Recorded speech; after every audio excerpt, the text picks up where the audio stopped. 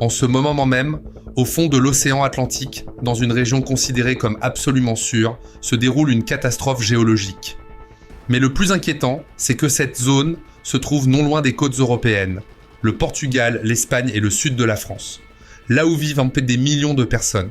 Là où chaque été se reposent des millions de touristes. Et la plupart d'entre eux, ne soupçonnent même pas le danger. Une équipe internationale de géologues du Portugal et d'Allemagne a fait une découverte qui a bouleversé toutes les conceptions sur la tectonique de l'océan Atlantique. Ils ont découvert un processus qui était auparavant considéré comme impossible pour la croûte océanique. Un processus qui peut changer non seulement la carte de l'Europe, mais celle de toute la planète. Les dernières données ne laissent aucun doute. Le processus est déjà lancé et on ne peut pas l'arrêter. Qu'est-ce qui se passe exactement au fond de l'océan Atlantique? Et pourquoi cette découverte a-t-elle choqué les géologues? Un séisme de magnitude 9 peut-il se produire au large des côtes espagnoles et portugaises? Et probablement la question la plus importante. Combien de temps reste-t-il aux villes côtières d'Europe avant le prochain méga-séisme? Au fond de l'océan Atlantique se passe quelque chose d'étrange et d'effrayant. Là où sur les cartes ne figurent que des étendues bleues, la croûte terrestre se déchire lentement. Une fissure géante se fraye un chemin à travers le fond océanique. Les scientifiques n'arrivaient pas à expliquer depuis des décennies pourquoi au large du Portugal se produisaient régulièrement des tremblements de terre destructeurs.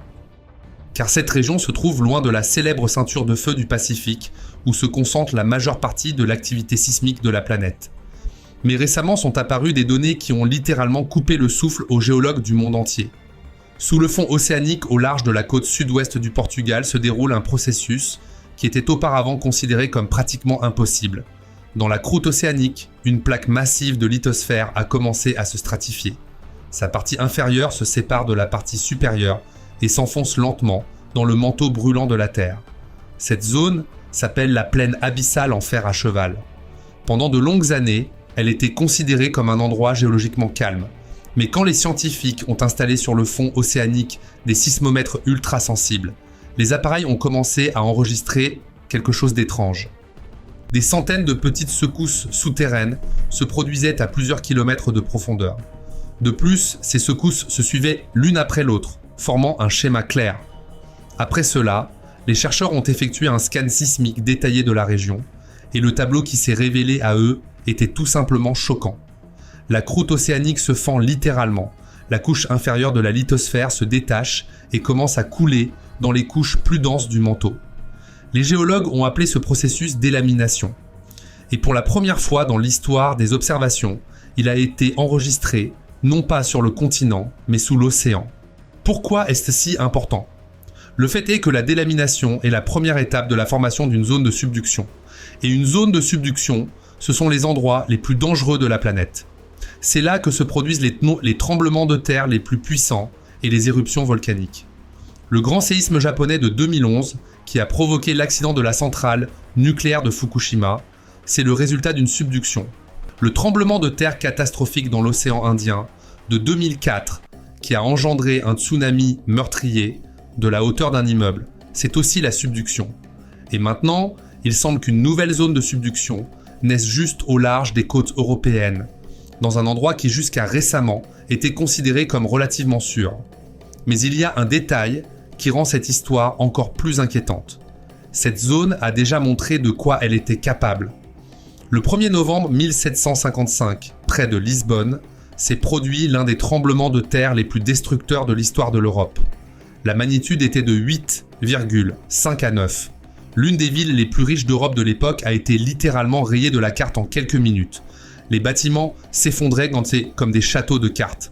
Les gens fuyaient en panique vers la côte, pensant qu'ils y seraient en sécurité. Mais ensuite était venue la vague. Un tsunami géant d'une hauteur allant jusqu'à 15 mètres a déferlé dans l'embouchure du fleuve et s'est abattu sur les côtes du Portugal, de l'Espagne et du Maroc. Les vagues ont même atteint les îles Caraïbes, situées de l'autre côté de l'Atlantique. Cette catastrophe a changé non seulement le Portugal, mais toute l'Europe. Les philosophes ont parlé de l'impuissance de l'homme face à la nature. Les scientifiques ont commencé à étudier les tremblements de terre comme jamais auparavant. Mais l'énigme principale restait non résolue. Pourquoi le tremblement de terre s'était-il produit précisément là? car Lisbonne se trouve loin des frontières des plaques tectoniques. Il n'y avait pas de volcans, il n'y avait pas de fosse océanique, caractéristique des zones de subduction. Juste un fond océanique relativement calme. Les scientifiques élaboraient ces théories, mais on ne trouvait pas d'explication convaincante. Et en 1969, s'est produit un nouveau tremblement de terre dans la même région, de magnitude 7,8. Heureusement, l'épicentre était plus éloigné de la côte et il y a eu moins de victimes. Mais la question est devenue encore plus pressante. Que se passe-t-il là-bas sous l'eau ? Et voilà que maintenant, 2 siècles et demi après la catastrophe de Lisbonne, les scientifiques ont enfin obtenu la réponse. Sous la plaine abyssale en fer à cheval, se déroule le processus de formation d'une nouvelle zone de subduction. Et le séisme de Lisbonne, de 1755, ce n'était pas des secousses aléatoires. C'était les premières convulsions d'un système tectonique en train de se réveiller. Joan Duarte, géologue marin de l'université de Lisbonne, a étudié cette région pendant des années. Il a analysé les données de prospection sismique, comparé les archives historiques des tremblements de terre, construit des modèles informatiques et progressivement, le tableau a commencé à se clarifier. Ce qui se passe sous le fond océanique s'est avéré beaucoup plus complexe et dangereux que quiconque ne le supposait. Les modèles informatiques créés récemment ont montré quelque chose d'encore plus inquiétant. Le bloc de lithosphère détaché ne s'enfonce pas simplement vers le bas, il se déplace vers le nord, en direction de la péninsule ibérique. Et dans le processus de ce mouvement, se forme une faille chevauchante, une fissure géante où une partie de la croûte terrestre chevauche l'autre. C'est précisément cette faille qui a été la source du séisme de Lisbonne, et c'est elle qui continue d'accumuler de l'énergie en ce moment même. Dans le monde, il existe environ une vingtaine de grandes zones de subduction.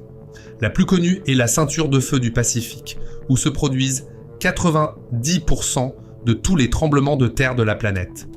Là, la croûte océanique du Pacifique plonge sous les continents d'Amérique du Sud et du Nord, sous le Japon, l'Indonésie et les Philippines. C'est là que se produisent les cataclysmes les plus destructeurs.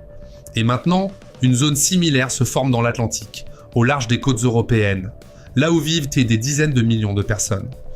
Mais il y a un détail qui rend la situation atlantique particulièrement dangereuse. Dans le Pacifique, les gens connaissent les risques. Là existent des systèmes d'alerte précoce au tsunami. Les bâtiments se construisent en tenant compte de l'activité sismique. La population suit régulièrement des exercices d'évacuation. Mais au Portugal, en Espagne ou sur la côte marocaine, il n'y a pas de culture de préparation aux catastrophes.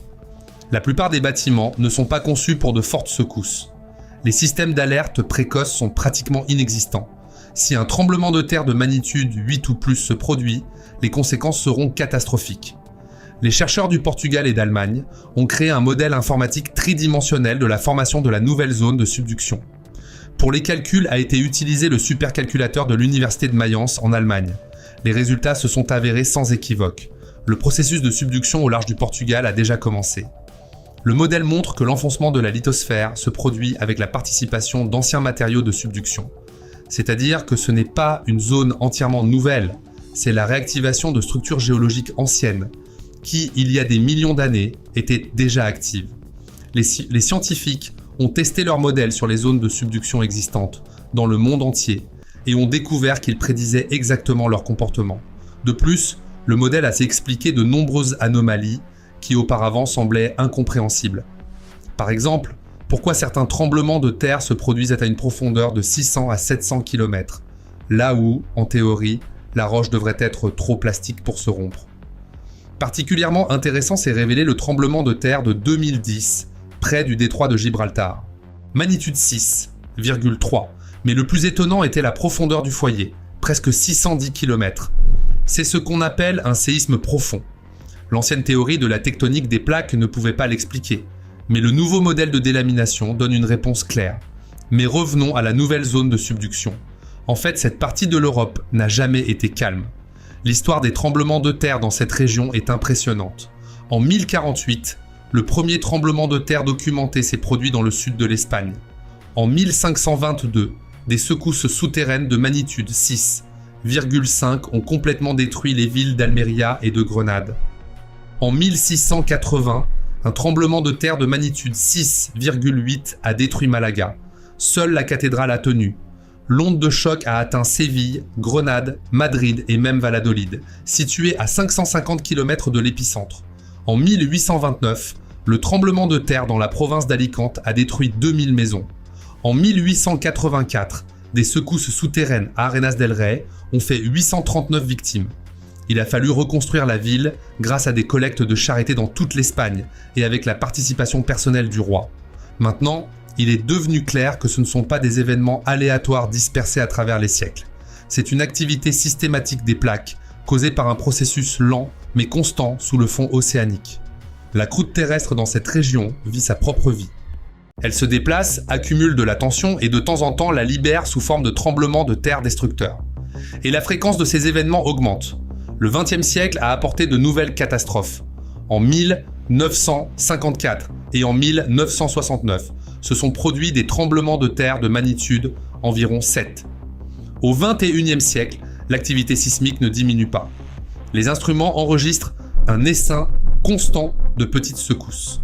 Les chercheurs ont calculé que pour accumuler l'énergie nécessaire à des tremblements de terre de magnitude environ 9, il faut environ 200 ans aux vitesses actuelles de déplacement des plaques. Depuis le séisme de Lisbonne de 1755 se sont écoulés près de 270 ans. Les mathématiques ici sont simples et en même temps effrayantes. Mais il ne s'agit pas seulement des tremblements de terre eux-mêmes. Quand se produit un déplacement brusque du fond océanique, d'énormes masses d'eau se mettent en mouvement. Un tsunami naît.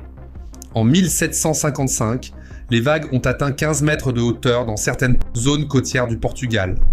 Les recherches modernes montrent que si un tremblement de terre similaire se produisait aujourd'hui, le tsunami pourrait frapper les côtes d'une dizaine de pays. Portugal, Espagne, Maroc, peut-être même la France et le Royaume-Uni. Les vagues pourraient traverser l'Atlantique et atteindre les côtes du Brésil, des Caraïbes, de la côte est des États-Unis et du Canada. Actuellement, sur la côte ibérique vivent de beaucoup plus de gens qu'au XIVe siècle. Plus d'innombrables stations balnéaires où, en saison estivale, se trouvent simultanément des millions de vacanciers du monde entier. Selon les dernières données, les autorités européennes ont commencé à prendre au sérieux ces recherches. On commence à développer des systèmes d'alerte précoces. On installe des capteurs sur le fond océanique qui peuvent détecter le début d'un tsunami et donner l'alerte au moins 10 à 15 minutes à l'avance. En Californie, par exemple, existe déjà le système Shake Alert, qui peut donner l'alerte quelques secondes avant l'arrivée des ondes sismiques. C'est peu, mais suffisant pour que les trains aient le temps de freiner, que les ascenseurs s'arrêtent à l'étage le plus proche et que les salles d'opération dans les hôpitaux interrompent les opérations avant le début des secousses. Ce serait bien d'avoir un tel système ailleurs aussi. Mais les géologues n'étudient pas simplement les risques. Ils tentent donc de prédire quand se produira le prochain grand événement. Et là, la science se heurte à un problème fondamental. Nous ne savons pas encore prédire précisément les tremblements de terre. Cependant, il existe des signes qui peuvent indiquer l'approche d'une catastrophe. Augmentation du nombre de petits tremblements de terre, changement de la vitesse de déplacement des plaques, modification du niveau des nappes souterraines, émission de gaz depuis le fond océanique. Les scientifiques tentent de comprendre le comportement de la nouvelle zone de subduction avant qu'elle ne se manifeste pleinement. Et ils voient déjà des signes inquiétants. Depuis les années 2000, le nombre de petits tremblements de terre dans la région a presque doublé. Les mesures GPS montrent que la vitesse de déformation de la croûte terrestre a augmenté. Les hydrophones enregistrent périodiquement d'étranges bruits, basses fréquences, qui peuvent indiquer des mouvements dans les failles profondes. Un fait inquiète particulièrement les scientifiques. Les modèles informatiques montrent que si la subduction commence à pleine échelle, le processus peut s'accélérer brusquement. Cela signifie que les tremblements de terre peuvent commencer à se produire plus souvent, et chaque événement suivant sera plus fort que le précédent, parce que la zone de subduction va grandir et s'approfondir. Bien sûr, tout cela ne signifie pas que le tremblement de terre se produira demain ou dans un an, mais cela signifie que le système est actif et que la tension augmente. Certains géologues supposent même que nous nous trouvons au seuil d'un nouveau cycle tectonique. L'océan Atlantique, qui s'est élargi pendant les 200 derniers millions d'années, pourrait commencer à se rétrécir. Et la nouvelle zone de subduction au large du Portugal n'est que le début. Avec le temps, d'autres zones pourraient apparaître le long de la côte atlantique. La National Geographic Society des États-Unis a déjà inclus cette recherche dans la liste des découvertes géologiques les plus significatives de ces dernières années. L'Agence spatiale européenne a alloué des fonds pour le lancement d'un nouveau satellite qui cartographiera en détail les déformations de la croûte terrestre dans l'océan Atlantique. La NASA a fourni les données de ces satellites pour l'analyse du mouvement des plaques. L'Union européenne développe un programme d'amélioration de la résistance sismique des bâtiments. Cela montre que les données sur ce nouveau point chaud près du Portugal sont prises au sérieux. Et peut-être la chose la plus étonnante dans cette histoire est de voir combien de temps cette menace était restée cachée. Le séisme de Lisbonne s'est produit il y a près de 270 ans. Depuis lors, les sismologues ont essayé de comprendre ses causes. Des dizaines de théories ont été construites, des milliers d'études menées, mais la solution n'est venue que maintenant, à l'ère des supercalculateurs et des sismographes en eau profonde. La zone active au large du Portugal est encore un rappel que l'humanité a pris l'habitude de penser à la Terre comme à quelque chose de stable et d'immuable. Les chercheurs appellent à ne pas céder à la panique, mais aussi à ne pas ignorer la menace. C'est tout. Si vous avez aimé cette vidéo, likez et abonnez-vous à la chaîne pour ne pas manquer les nouvelles publications.